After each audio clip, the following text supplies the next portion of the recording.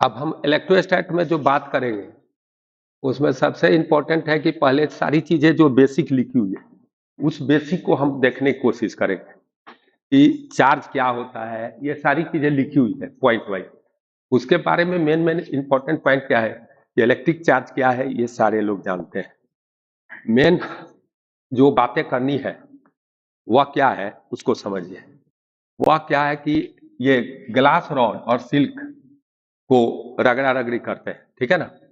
तो और आ, ये वुडन क्लॉथ एम्बर को करते हैं, ऐसे ऐसे रगड़ते हैं। तो कौन किससे रगड़ा जा सकता है इसको पूछा जा सकता है।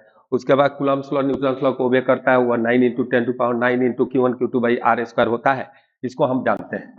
उसके बाद कूलम्ब्स लॉ पॉइंट चार्ज के लिए लागू होता है। अगर फाइनाइट शेप का अगर चार्ज हो गया तो उसमें इंडक्शन का डर रहता है, इसीलिए वहां पर कूलम्ब्स लॉ लागू नहीं होता है। अगर फाइनाइट शेप का चार्ज होगा तो अट्रैक्शन न्यूट्रल बॉडी में भी और चार्ज बॉडी में भी हो सकता है। न्यूट्रल न्यूट्रल में तो कभी नहीं होगा, और पॉजिटिव पॉजिटिव को अट्रैक्ट भी कर सकता है क्योंकि इंड्यूस चार्ज हो सकता है। इस तरह की चीजें होती है। जैसे कोई बॉडी है यही, और इस पर प्लस क्यू चार्ज है, और यहाँ पर मैंने क्या किया कि एक प्लस क्यू स्ट्रॉन्ग चार्ज ला दिया, तो इसके कारण एक इंड्यूस चार्ज यहाँ पैदा हो जाएगा। तो इस पर क्यू नॉट मान लो इंड्यूस हुआ, तो यहाँ हो जाएगा आपको क्यू प्लस क्यू नॉट। लेकिन फोर्स जो है अब इसको यह अट्रैक्ट करेगा कि रिपेल करेगा, इस पर ये डिपेंड करेगा, क्योंकि दो चार्ज हो गए, एक तो यहाँ और एक यहाँ। तो ये चार्ज इसके अनुसार इस पर फोर्स, यह चार्ज इधर लगाएगा F1 और इस पर यह फोर्स लगाएगा इधर F2। अब देखो इसमें डिस्टेंस कम है तो चार्ज कम है, तो डिस्टेंस के अनुसार इन्वर्सली प्रोपोर्शनल है। और यहाँ डिस्टेंस ज्यादा है तो क्या है, चार्ज ज्यादा है। तो हो सकता है दोनों बराबर भी हो जाए, हो सकता है कि दोनों क्या हो, ये ज्यादा हो जाए तो अट्रैक्ट करेगा, अगर ये ज्यादा होगा तो रिपेल करेगा। यानी चार्ज में क्या होगा कि आपको अट्रैक्शन से नहीं बता सकते हैं कि चार्ज किस नेचर का है, लेकिन रिपल्सन रिपल्सन हमेशा सेम नेचर ऑफ चार्ज में होता है। अब ये सारी चीजें मेन क्या है कि एक होता है इलेक्ट्रिक फील्ड, और एक होता है आपका इलेक्ट्रिक फील्ड और पोटेंशियल की जो बात है। हाँ, इसके बाद देखिए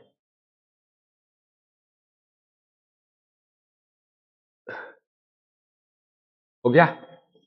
ये कौन आ गया भाई।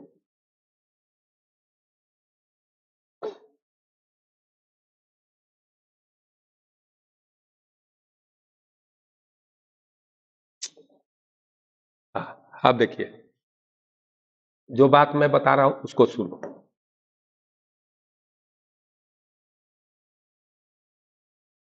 हाँ, तो ये जो है इसके बाद आपका सही चल रहा था, हम हड़बड़ा गए। इसमें देखिए पहला पॉइंट क्या होगा वो समझिए। दूसरा क्या है कि इलेक्ट्रिक फील्ड क्या होता है, तो फोर्स 1 कूलम चार्ज पर फोर्स निकाल देना इलेक्ट्रिक फील्ड हो जाएगा। और एक पॉइंट चार्ज के कारण क्या होता है, ये Q/r² होता है। क्या हो जाता है, इलेक्ट्रिक फील्ड 1 कूलम चार्ज पर फोर्स होता है और वह KQ/r² हो जाता है। अगर पोटेंशियल पॉइंट चार्ज के कारण निकालना है तो यह KQ/r हो जाएगा। 1 कूलम चार्ज का पोटेंशियल एनर्जी वहां का पोटेंशियल होता है, और पोटेंशियल में चार्ज से मल्टीप्लाई कर दोगे तो पोटेंशियल एनर्जी हो जाएगा। अगर पोटेंशियल एनर्जी निकालना है तो Q × V कर देना है। इलेक्ट्रिकल फोर्स के द्वारा वर्क डन निकालना है तो यह -Q∆V होगा। डेल्टा V क्या होगा, फाइनल पॉइंट का पोटेंशियल माइनस इनिशियल पॉइंट का पोटेंशियल। एक्सटर्नल एजेंट से वर्क डन निकालना है तो यह होगा Q∆V। और होता है क्या, यहाँ पर ये भी होगा -ΔE, change negative change of potential energy हो सकता है। और W एक्सटर्नल हो गया, और इसके बाद आपको कर सकते हैं, आप इससे भी वर्क कर सकते हैं। और इस तरह आपको इलेक्ट्रिक फील्ड निकालना है कहीं पर, तो सोचना है कि वहाँ +1 कूलम चार्ज रखा हुआ है और उस पर फोर्स निकाल देंगे तो हमारा काम हो जाएगा क्या। और पोटेंशियल निकालना है तो मान लो कि 1 कूलम का रख करके उसकी पोटेंशियल एनर्जी निकाल लेंगे। पॉइंट चार्ज के कारण एक का कारण KQ/r होता है, KQ/r² होता है। एक स्केलर क्वांटिटी है पोटेंशियल, इसीलिए अलजेब्रिक सम लेंगे उसका, क्योंकि पॉजिटिव वह अलजेब्रिक स्केलर क्वांटिटी है, इसलिए अलजेब्रिक सम लेंगे। और इलेक्ट्रिक फील्ड वेक्टर क्वांटिटी है तो वेक्टर सम लेंगे, बस यही मेन चीज था। और ये जो है इसके बाद हम तुरंत कुछ फाइनाइट बॉडी है उनके कारण इलेक्ट्रिक फील्ड आपको निकालना पड़ेगा। जैसे ये हमेशा आप रट कर रखेंगे कि आइसोलेटेड चार्ज के लिए, थोड़ा सा मैं बड़ा करके इसको मैं आपको सिखा सकता हूँ। देखिए, ये देखिए, ठीक है, हम बड़ा करके आपको थोड़ा सा दिखाता हूँ, थोड़ा ही बड़ा होगा। तो हिल जाएगा। ठीक है, अब देखिए ये पॉइंट चार्ज के कारण होता है KQ/R², और ये है रिंग के कारण, यह रिंग के कारण है। तो ये रिंग के कारण जो होता है यह जो है इलेक्ट्रिक फील्ड है। तो 1/4πε0QX, यह डिस्टेंस x है, इसका रेडियस r है, इसको याद ही कर जाना। 1/4πε0QX/R² + x²/3/2 होता है। इसका ग्राफ भी बहुत प्यारा सा होता है, इसका ग्राफ बहुत प्यारा सा होता है। इसका ग्राफ जो है आप खींचेंगे ना, तो वह ग्राफ ऐसे जाकर ऐसे होता है, और r/√2 पर ये मैक्सिमम होता है। उसी प्रकार इधर जाते हैं, इधर होता है -r/√2 पर, ये ध्यान रखना। अब डिस्क है, तो डिस्क के कारण इलेक्ट्रिक फील्ड यह होता है। ये डिस्टेंस x है और इसकी रेडियस r है, तो σ/2 ε0 1 - x/√r² + x² होता है, और उसकी रेडियस इन्फिनिटी कर देंगे तो वह इनफाइनाइट प्लेन बन जाता है। इनफाइनाइट प्लेन मतलब कि यही इनफाइनाइट प्लेन है। तो यहाँ बहुत छोटा जगह है चार्ज, तो हम क्या करेंगे कि इसकी लेंथ 1 मीटर है, तो यह डिस्टेंस 1 मिलीमीटर होना चाहिए। ये छोटा जो डिस्टेंस है ना, वह 1 मिलीमीटर होना चाहिए। ये जैसे 1 मिलीमीटर है और यह 1 मीटर है, तो यह इनफाइनाइट प्लेन जैसा बिहेव कर जाएगा। यानी यह डिस्टेंस 100 टाइम, 200 टाइम, 300 टाइम्स इनकी साइज बड़ी होनी चाहिए जिससे, और इलेक्ट्रिक फील्ड जो होगा इसके परपेंडिकुलर होगा। नॉन कंडक्टिंग सीट कहेगा तो नॉन कंडक्टिंग लेंगे, मेटालिक कहेगा, कंडक्टिंग कहेगा तो उसको हम लेंगे मेटल जैसा। तो अगर सीट है तो σ/2 ε0 होगा, और मेटल या कंडक्टर होगा तो σ/ε0 होगा। यही है। उसके बाद इनफाइनाइट लॉन्ग चार्ज है, तो इनफाइनाइट लॉन्ग चार्ज जो होगा उसके कारण लॉन्ग है। इनफाइनाइट लॉन्ग का मतलब हुआ ये r के रिस्पेक्ट में एल बहुत ज्यादा है। यह r 1 सेंटीमीटर है, तो यह कितना है 5 मीटर है, 6 मीटर है, इतना लंबा है, इसलिए लॉन्ग है, इनफाइनाइटली लॉन्ग है। तो λ/2πε0r होता है। और इनफाइनाइट लाइन चार्ज होता है। फाइनाइट लाइन चार्ज में थोड़ा सा आपको देखना होता है, फाइनाइट जो लाइन चार्ज होता है उसमें जिस पॉइंट पर आपको फील्ड निकालना रहता है, जैसे इस पॉइंट पर आपको फील्ड निकालना है, तो पहला आप क्या करते हैं, यहां से यहां परपेंडिकुलर डाल दीजिए, और इस परपेंडिकुलर की लंबाई हम मान लेते हैं कि d है। हाँ, इसमें x लिया गया है, यह x लिया गया है, ऐसे x है तो ठीक है, x है तो आपका क्या होगा λ/4πε0x, एक इलेक्ट्रिक फील्ड होगा जो इस वायर के परपेंडिकुलर होगा, लाइक इधर होगा, और एक जिधर अल्फा माने हैं उधर होगा। तो आपका अल्फा, ये देखो ध्यान रखना, जिधर आप अल्फा मानेंगे उधर आएगा। इसको थोड़ा सा मैं अलग से कर दूं है, क्योंकि मेरे को लग रहा है कि आप लोग थोड़ा कंफ्यूज हो सकते हैं। ये है, ठीक है ना, और यहाँ परपेंडिकुलर पहला पी पॉइंट से परपेंडिकुलर डाल दीजिए, और इन दोनों एंड को मिला दीजिए, इन दोनों एंड को मिला दीजिए, और यह डिस्टेंस मान लीजिए डी है। तो एक इलेक्ट्रिक फील्ड इस वायर के क्या होगा, पॉजिटिव चार्ज है, निगेटिव पर उल्टा हो जाएगा, ये परपेंडिकुलर होगा, और यह होता है, याद रहना चाहिए, λ/4π, देखिए λ/4πε0d, और इंटू होता है sine alpha plus sign beta, ठीक है ना। ये एंगल कौन है, इस एंड से एंगल या अल्फा है, और यह मान लो कि बीटा है, उसमें शायद ऊपर अल्फा माना गया, नीचे बीटा। अब ई पैरेलल एक होगा जो वायर के पैरेलल होगा, तो जिधर अल्फा मानोगे उधर होगा, अगर इसको अल्फा मानता तो उधर हो जाता, तो इधर हो गया हमारा ई पैरेलल, ठीक है ना, हम नीचे अल्फा माने, तो ई पैरेलल में क्या हो जाएगा भाई, तो λ/4πε0d, और इंटू क्या होगा बेटा, बोलो, cos alpha minus ε0d cos alpha minus cos beta, यह होगा λ/4πε0d cos alpha minus cos beta, यह हो जाएगा। याद रहा कि ये लेना है। अगर इनफाइनाइट है तो अल्फा π/2 बीटा π/2, अगर यहाँ पर कोई पॉइंट ले लोगे जैसे लाइक या सेमी इनफाइनाइट, यहाँ ले लिया तो अल्फा 0 और बीटा π/2 हो जाएगा। इस तरह अपन देख सकते हैं, ठीक है ना। और स्फेरिकल सेल है, माने हॉलो स्फीयर है या कंडक्टिंग स्फीयर है, तो उसके कारण भी आपको याद रखना पड़ता है। तो देखिए स्फेरिकल अगर सेल है या हॉलो स्फीयर है तो याद रखना, इससे बहुत सवाल आते हैं, इन सबसे सवाल आते हैं, तो इतना फॉर्मूला याद रखना चाहिए।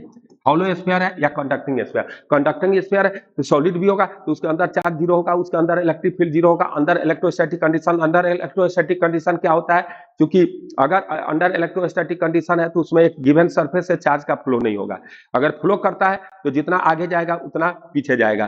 तो ये अगर है तो इसके अंदर इलेक्ट्रिक फील्ड 0 होता है, इसके अंदर इलेक्ट्रिक फील्ड 0 होता है, इसके अंदर पोटेंशियल जो होता है Q/4πε0r, क्या है ये स्फेरिकल सेल है, हॉलो स्फीयर है, कंडक्टिंग स्फीयर है, और इसके या वी क्यू बाई 4πε0r हो गया, ई जीरो हो गया, और इसके बाहर अगर इसके सरफेस इसके बाहर चले जाओ तो यहाँ पर होगा वी इक्वल टू होगा क्यू बाई 4πε0r, और इलेक्ट्रिक फील्ड जो आएगा वह इलेक्ट्रिक फील्ड आपको आ जाएगा E equal to Q by R small R Q by 4πε0 R square, point charge जैसा, और सरफेस पर जो होता है हो जाएगा। तो ये हॉलो स्फीयर के लिए हो गया।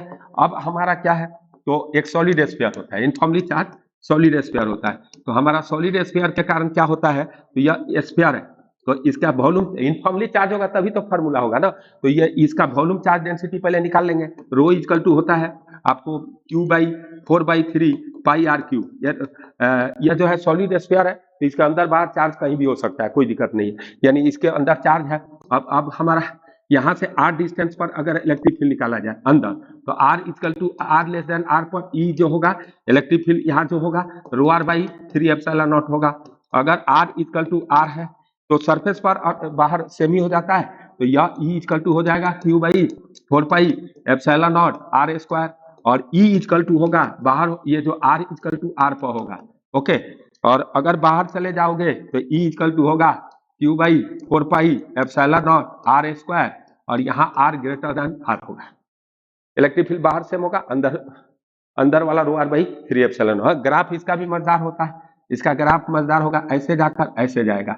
ओके, और इस केस में ग्राफ जो होगा वह कैसा हो जाएगा, इस केस में हॉलो वाला में या कंडक्टिंग में वह ग्राफ जो होता है वह थोड़ा डिसकंटिन्यूअस होता है, यहाँ पर तक नहीं होता है, और r इक्वल टू r पर डिसकंटिन्यूअस होता है, और यह लाइक ऐसे हो जाता है। क्लियर हो गया। नेक्स्ट वन में देखो तो इलेक्ट्रिक लाइन्स ऑफ फोर्स होता है। तो जो चार्ज कौन कौन फॉर्मूला आपको याद रखना है उस डेटा से पता चल गया ना। अब देखो तुम्हारा क्या है, एक इलेक्ट्रिक लाइन्स ऑफ फोर्स होता है। इलेक्ट्रिक लाइन्स ऑफ फोर्स क्या होता है, डिफरेंशियल कर्व होता है, माने उसके हर पॉइंट पर टेंजेंट डाला जा सकता है, और टेंजेंट डालिएगा तो वह इलेक्ट्रिक फील्ड का डायरेक्शन देगा। ओके, दूसरा क्या है कि वह line of force positive charge से डाइवर्ट करता है, निकलता है, और निगेटिव चार्ज में जाकर टर्मिनेट करता है, माने this is source, this is sink. अब लाइन और number of line of force किसी सरफेस से पर यूनिट एरिया जो पास करेगा, अगर मान लो कि इस सरफेस से जो लाइन ऑफ फोर्स पर यूनिट एरिया पास कर रहा है, यहाँ के इलेक्ट्रिक फील्ड के प्रोपोर्शनल होता है। यहाँ ज्यादा इलेक्ट्रिक फील्ड होगा, यहाँ लाइन ऑफ फोर्स ज्यादा क्रॉस करेगा।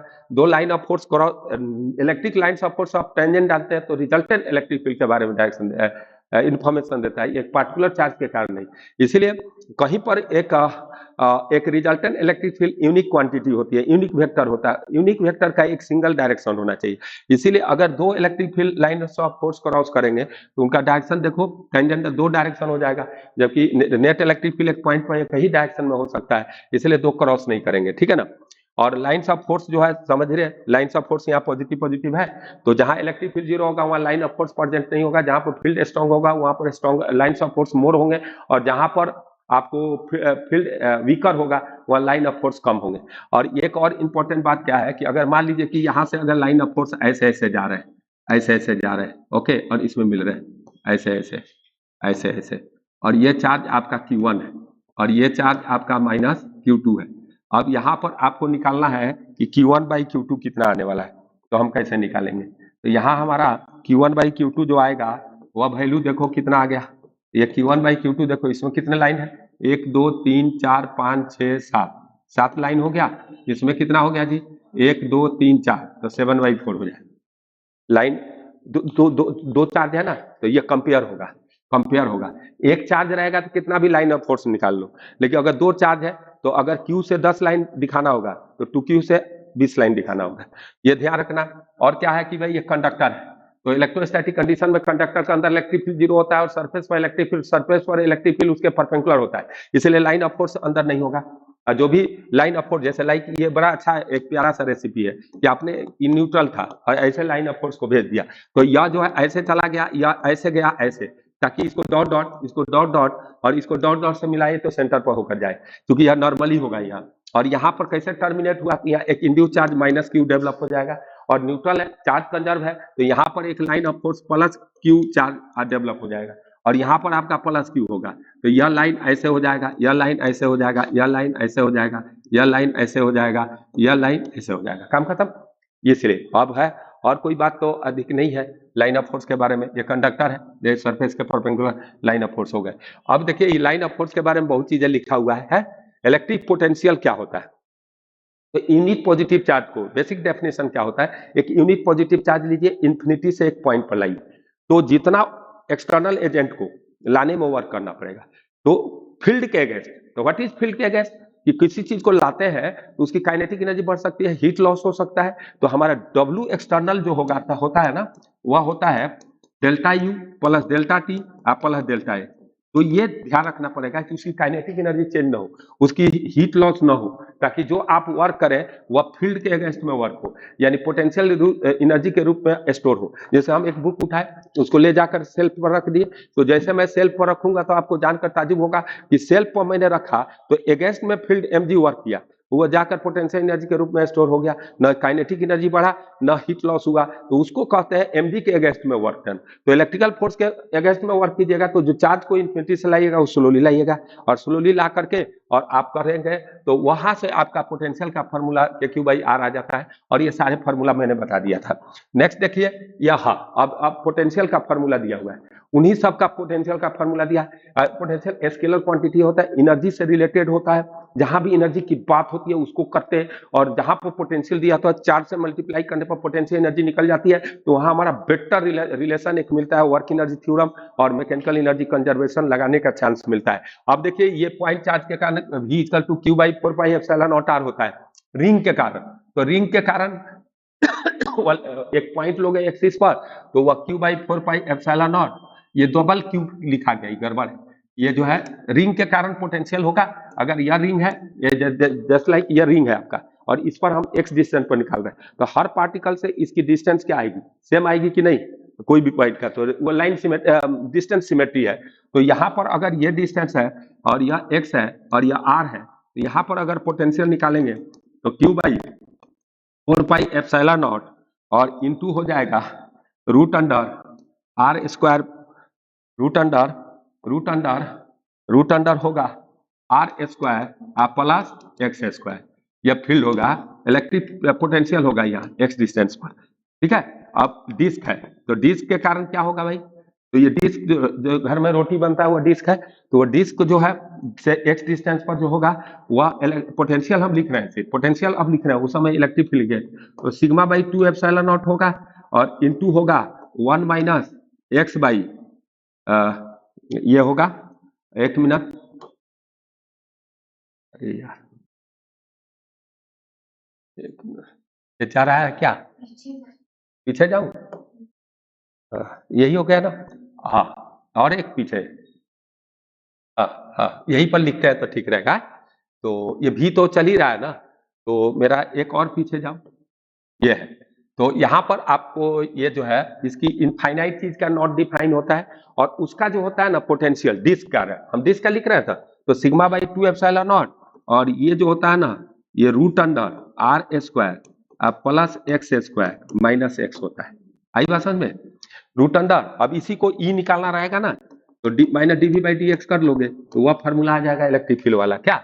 अब देखो और क्या चीज दिया हुआ है उसको देख लेते हैं, तो मेरा कहना क्या है कि यहाँ पर आप देखो, तो रिंग हो गया, डिस्क हो गया, इनफाइनाइट प्लेन है, तो हम जब भी पोटेंशियल निकालते हैं तो फाइनाइट डिस्ट्रीब्यूशन ऑफ चार्ज के लिए इन्फिनिटी की पोटेंशियल जीरो लेते हैं, अगर चार्ज इनफाइनाइट डिस्ट्रीब्यूट है तो इन्फिनिटी की पोटेंशियल जीरो नहीं ले सकते, इसीलिए हम किसी भी अगर इनफाइनाइट चीज है तो उसकी पोटेंशियल निकाल नहीं सकते। अगर DV equal to minus E dot D R होता है, हमारी फार्मूला क्या होती है एक्चुअल में हमारी फार्मूला है इनमें रिलेशन के लिए कि डीवी इक्वल टू, देखिए मैं बता देता चाहता हूं कि ई इक्वल टू होता है आपको, ई इक्वल टू होगा minus del V by del X I cap minus del V by del Y J cap और minus del V by del Z के कैप, पार्शियल में होगा। अगर वन डायमेंशनल वेरिएशन है, वन डायमेंशनल वेरिएशन है तो आप क्या कर सकते हैं, तो वन डायमेंशनल वेरिएशन में अगर बात किया जाए तो आपका क्या होने वाला है वन डायमेंशनल वेरिएशन में, तो वन डायमेंशनल वेरिएशन में अगर बात किया जाएगा तो ई क्या होगा minus DV by D X, इससे क्या हो रहा है कि अगर E minus DV by D X है तो ये negative slope V X graph का इलेक्ट्रिक फील्ड देगा, सही है ना, एक है। दूसरा क्या है कि पोटेंशियल इन्फिनिटी का हम जीरो नहीं ले सकते इनफाइनाइट प्लेन के कारण, आई बात समझ।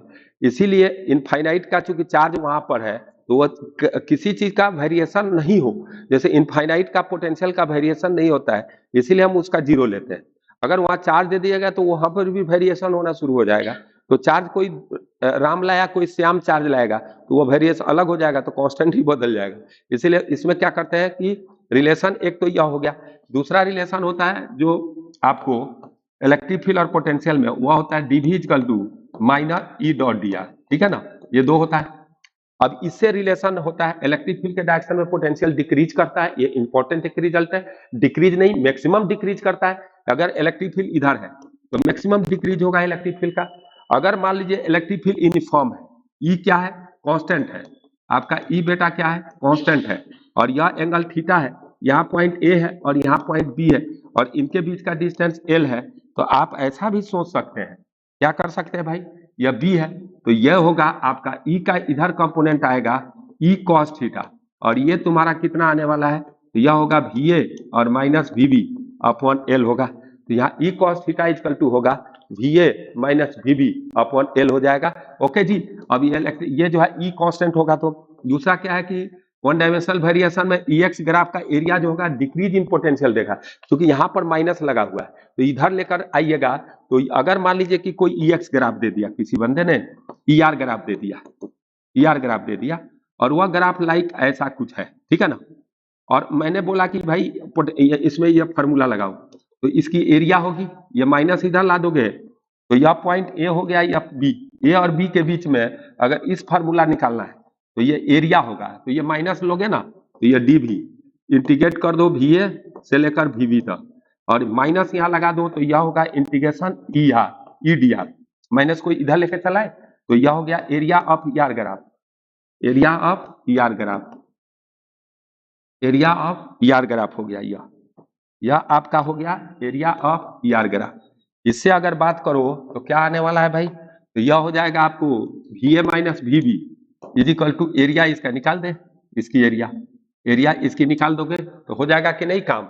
अगर मान लो कि यहाँ पर 20 दिया है और यहाँ 10 दिया है, यहाँ 30 दिया है, तो कैसा एरिया होगा, हाफ इंटू हाइट, हाइट कितना है इसका जी 20 है, और इंटू पैरेलल साइड का सम, इसका पैरेलल साइड कहाँ से निकलेगा भाई, तो यहाँ पर भी कुछ देना पड़ेगा, नहीं जी यहाँ दे दे तुम क्या, यहाँ 30 दिया है, यहाँ 15 दे दे और यहाँ 20 दे दो, ठीक है ना, 15 और 20 कर ले, दिमाग खा गया ये सवाल। Half into height into parallel side का सम है, कितना करूं 20 प्लस 30, चेक कर लेना तुम, 20 प्लस 5 होता है ना, ट्रेपेजियम का एरिया होता है, कर ली तो ऐसा कर लेंगे है?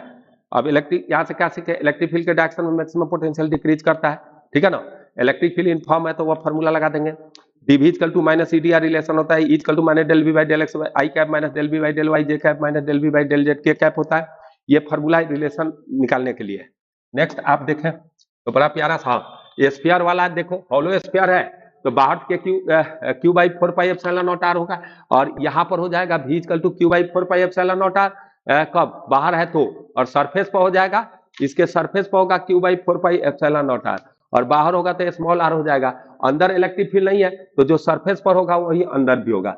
अब इसमें जो है ना ये वाला, ये ध्यान रखना, ये इसका जो इलेक्ट्रिक फील्ड है पोटेंशियल बाहर तो वही रहता है, इसके बाहर वाला वही फार्मूला लग जाएगा, इसके बाहर निकालोगे potential, solid non conducting sphere है तो वो उसके कारण क्या होता है भाई, Q by 4 pi epsilon naught R बाहर होगा, सरफेस पर Q by 4 pi epsilon naught R माने कैपिटल आर होगा, उसके बाद आप बात अंदर जाओगे तो वो दिक्कत करेगा, तो उसके लिए हम लोग क्लास में भी करते रहते हैं, लेकिन यहाँ पर लिखा हुआ है इसको याद करेंगे हम लोग कि ये अंदर की बात है सेंटर से आर पर। एक इंपॉर्टेंट यहाँ रिलेशन है कि VC जो सेंटर पर होता है वह 3/2 VS होता है, VC इक्वल टू कितना हो जाता है 3/2 VS सरफेस पर, तो सेंटर पर जो पोटेंशियल होता है वह सरफेस के 3/2 होता है, कंफर्म।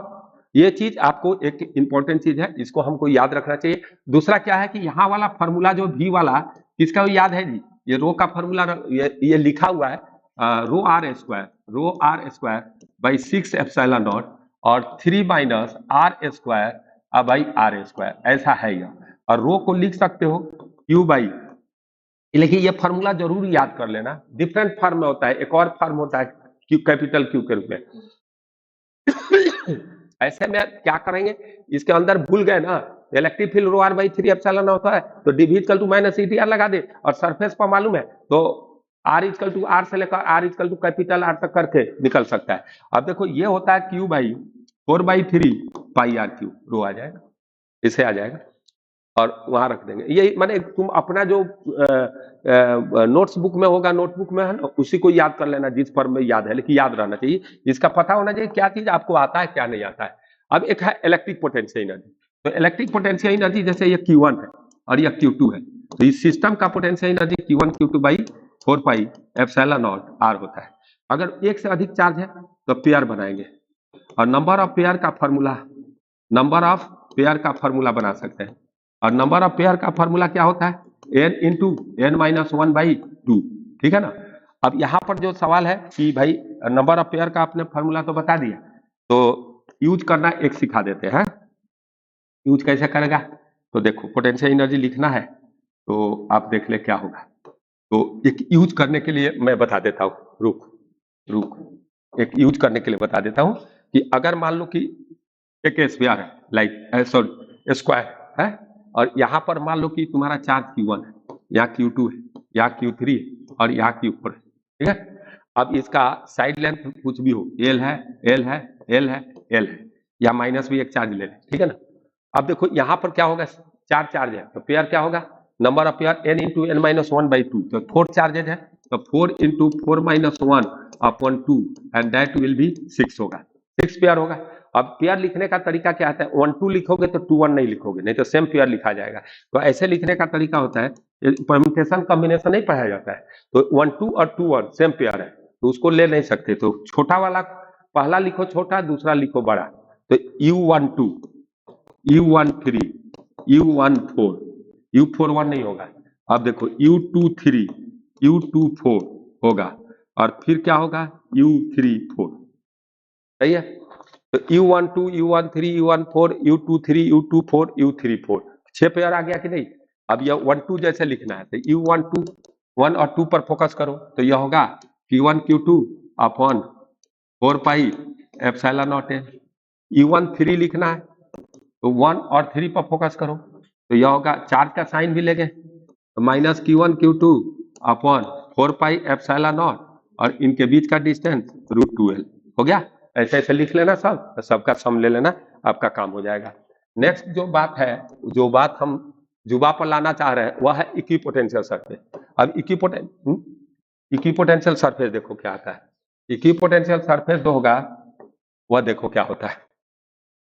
तो इक्विपोटेंशियल सरफेस क्या होता है, locus of points of same potential होता है। तो जस्ट फॉर एग्जांपल आपको कहीं लिख दिया कि v equal to x² plus y² plus z², और इक्विपोटेंशियल सरफेस का एक्सप्रेशन निकालना है, तो पोटेंशियल का जो एक्सप्रेशन होगा ना, उसको कांस्टेंट कर देना, बस इक्विपोटेंशियल सरफेस बन जाएगा, ठीक है ना। जो भी एक्सप्रेशन दिया रहेगा उसको, तो ये स्फीयर हो जाएगा। यानी इक्विपोटेंशियल सरफेस का हर पॉइंट का पोटेंशियल सेम होता है, locus of points of same potential होता है। इक्विपोटेंशियल सरफेस ड्रॉ कर सकते हो, पॉइंट चार्ज के कारण इक्विपोटेंशियल सरफेस स्फेरिकल होता है, और लॉन्ग लाइन चार्ज के कारण इक्विपोटेंशियल सरफेस सिलिंड्रिकल होता है। और आपको यूनिफॉर्म इलेक्ट्रिक फील्ड में इक्विपोटेंशियल सरफेस क्या होता है, पैरेलल होता है, पैरेलल प्लेन्स होते हैं, वही ड्रॉ किया गया है। जैसे पॉइंट चार्ज के कारण देखो इक्विपोटेंशियल सरफेस ऐसे दिया हुआ है, और ये ड्रॉ करके दिखाया गया है। और इक्विपोटेंशियल सरफेस में सबसे इंपॉर्टेंट बात क्या है, इक्विपोटेंशियल सरफेस पर अगर आप टेंजेंट डालते हैं, जैसे यही एक पॉइंट चार्ज है, तो इसके कारण इक्विपोटेंशियल सरफेस स्फेरिकल होगा। अब इस पर आप टेंजेंट डाल लो ऐसे, तो इधर इलेक्ट्रिक फील्ड का कंपोनेंट 0 आएगा, क्योंकि इधर पोटेंशियल वेरी नहीं करेगा, क्योंकि इक्विपोटेंशियल सरफेस है। तो किसी भी इक्विपोटेंशियल सरफेस पर टेंजेंट डालेंगे तो उधर इलेक्ट्रिक फील्ड का कंपोनेंट क्या होगा, 0। इसलिए इक्विपोटेंशियल सरफेस को हमेशा इलेक्ट्रिक फील्ड 90 पर क्रॉस करेगा। आई बात समझ में, यानी 90 पर क्रॉस करेगा। लाइन्स ऑफ फोर्स भी इक्विपोटेंशियल सरफेस पे क्या होगा, परपेंडिकुलर होगा। दूसरा क्या होगा कि इक्विपोटेंशियल सरफेस जो है आपको एक दूसरे को क्रॉस नहीं करता है, एक बशर्ते कि क्रॉसिंग पॉइंट पर इलेक्ट्रिक फील्ड 0 ना हो। या अगर इलेक्ट्रिक फील्ड 0 हो गया तो 0 का तो कुछ भी डायरेक्शन हो सकता है, इसलिए equipotential surface never cross each other लिखेंगे। एक कंडीशन है, लेकिन उसके आपको जेईई मेन में वैसे तो लेगा नहीं। तो equipotential surface never cross each other, ये मान करके हम लोग चलेंगे। दूसरा क्या रहेगा कि जैसे लॉन्ग लाइन चार्ज है, लाइक लॉन्ग लाइन चार्ज, जैसे वेव फ्रंट होता है उसी तरह ये भी होता है। तो इससे लाइन ऑफ फोर्स ऐसे ऐसे निकलेंगे और ये सिलिंड्रिकल हो जाएगा इक्विपोटेंशियल सरफेस, सिलिंड्रिकल हो जाएगा इक्विपोटेंशियल सरफेस, सिलिंड्रिकल हो जाएगा इक्विपोटेंशियल सरफेस। ये इक्विपोटेंशियल सरफेस हो गया, लाइन चार्ज है, लॉन्ग लाइन चार्ज है। अब देखिए इसके बाद अगर हम बात करें तो अगर कहीं पर आपको इलेक्ट्रिक फील्ड क्या है, कहीं पर आपको इलेक्ट्रिक फील्ड इन देखो हो गया ना, इक्विपोटेंशियल सरफेस ऐसे ऐसे दिखा दिया। अगर मान लो कि इक्विपोटेंशियल सरफेस इलेक्ट्रिक डाइपोल के कारण दिखाना है, बड़ा अच्छा दिया है। तो लाइन ऑफ फोर्स आपको ऐसे ऐसे जा रहा है तो इसके परपेंडिकुलर ड्रॉ करा दीजिए और ड्रॉ करने में देखना है कि इलेक्ट्रिक फील्ड के डायरेक्शन में पोटेंशियल क्या होगा, डिक्रीज करना चाहिए। अब देखो मैं बता रहा हूँ कि यहाँ पर देखो इलेक्ट्रिक फील्ड इनफॉर्म है तो लाइन ऑफ यह है, यह जो है वाईजेड प्लेन है, वाईजेड प्लेन है। जैसे इलेक्ट्रिक फील्ड आपको यूनिफॉर्म है ऐसे ऐसे, तो लाइन ऑफ फोर्स ये जो है इक्विपोटेंशियल सरफेस लाइक ऐसे होगा, ऐसे ऐसे हो जाएगा क्या। इसके बाद तो कोई ज्यादा चीज नहीं है। क्वेश्चन नेक्स्ट डे हम यहाँ से क्वेश्चन से स्टार्ट करेंगे। इसके बाद सिर्फ गॉस लॉ बच रहा है डायरेक्ट, मतलब एक दिन और आपको मुश्किल से आधा घंटा, आधा घंटा मान लो मुश्किल से चलेगा। क्वेश्चन चलेंगे, क्वेश्चन 20 होंगे लगभग, तो 20 क्वेश्चन करेंगे अपन और इसको खत्म करेंगे, कैपेसिटर स्टार्ट करेंगे, ठीक है।